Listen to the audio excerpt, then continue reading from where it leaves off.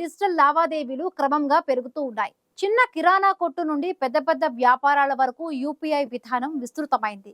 దేశీయంగా immediate payment service RuPay, ఈ rupee వంటి డిజిటల్ చెల్లింపుల వేదికను భారత జాతీయ చెల్లింపుల సంస్థ నిర్వహిస్తోంది.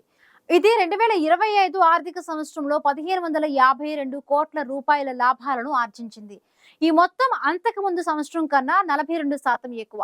National payments corporation of India 2016 ఏప్రిల్లో ప్రవేశపెట్టిన యూపీఐ ప్రజల్లోకి విస్తృతంగా చొచ్చుకుపోయింది. ప్రస్తుతం national payments corporation of India ద్వారా 21,300 కోట్ల డిజిటల్ లావాదేవీలు జరుగుతూ ఉన్నాయి. రోజులో 24 గంటలు రియల్ టైం యూపీఐ లావాదేవీలు జరుగుతూ ఉన్నాయి. వినూత్న డిజిటల్ చెల్లింపుల పద్ధతి అయిన యూపీఐ ఇతర దేశాలకు అనుసరణీయమవుతోంది. యూపీఐ విధానంలో చెల్లింపులు చేసేందుకు పలు దేశాలు సైతం ఆసక్తిని చూపిస్తూ ఉన్నాయి. నేషనల్ పేమెంట్స్ కార్పొరేషన్ ఆఫ్ ఇండియాలో 2025 మే 31 నాటికి 65 ప్రభుత్వ, ప్రైవేటు బ్యాంకులు, సహకార బ్యాంకులు, విదేశీ సంస్థాగత మదుపరి సంస్థలు భాగస్వాములుగా ఉన్నాయి.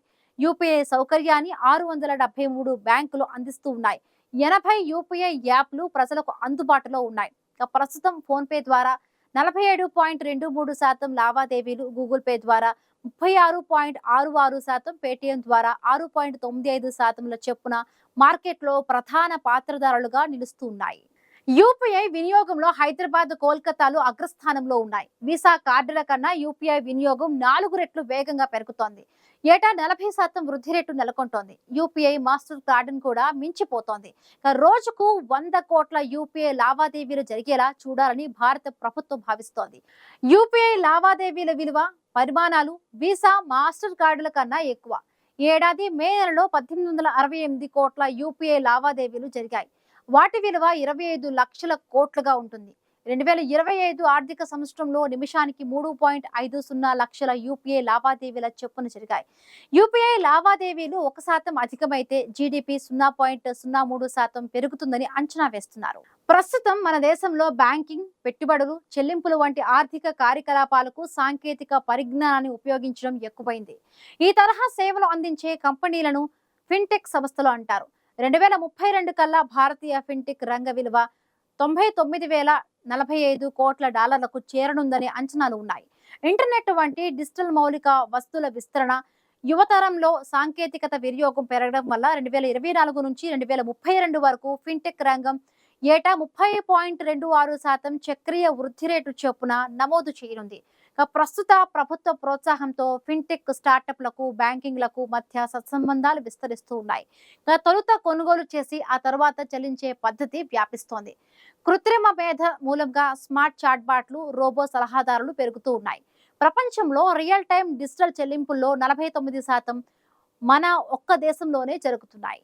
మరొక వైపు AI, machine learning, blockchain సాంకేతికతలు కూడా విస్తరిస్తూ ఉన్నాయి. QR code, UPI circle, UPI lite, miss call payment వంటి పద్ధతులు విరివిగా అందుబాటులోకి వచ్చాయి.